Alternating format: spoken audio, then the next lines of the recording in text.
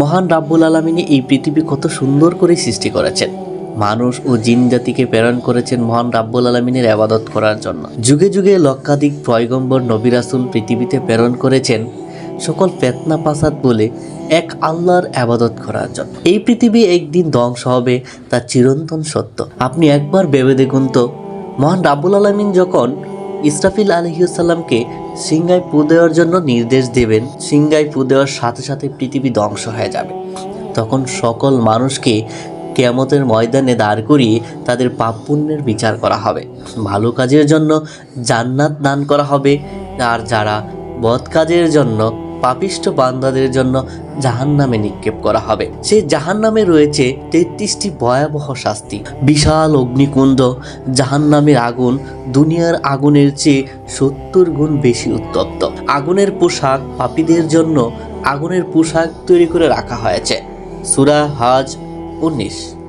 আগুনের বেড়ি ও শিকল, গলায় আগুনের বেড়ি পুড়িয়ে শিকল দিয়ে টেনে টেনে নিয়ে যাওয়া হবে।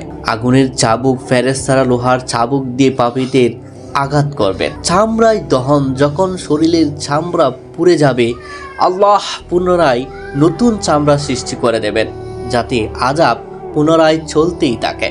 সূরা নিসা 56 নম্বর আয়াত। খাদ্য ও পানীয়কর কষ্ট, জাক্কুম গাছ নামক একটি প্রকার সদৃশ্য গাছ, যা পেটে গিয়ে ফুটন্ত তেলের মতো ফুটতে থাকবে। গিসলিন, কত নিঃসৃত রক্ত ও পুজ, জাহান্নামীদের শরীর থেকে ঝরা রক্ত ও পুজ হবে তাদের খাদ্য।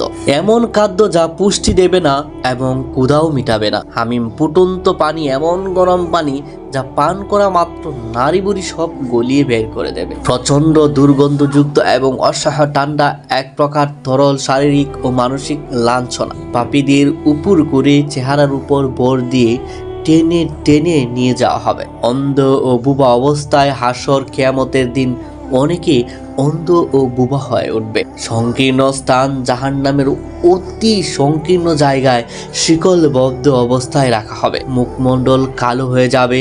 লজ্জিত ও অপমানিত অবস্থায় তাদের চেহারা কুসকুসে কালো হয়ে যাবে। মৃত্যু নেই, মৃত্যু কামনা করলেও তাদের মৃত্যু আসবে না। আযাব চিরকাল সেখানে চলতেই থাকবে।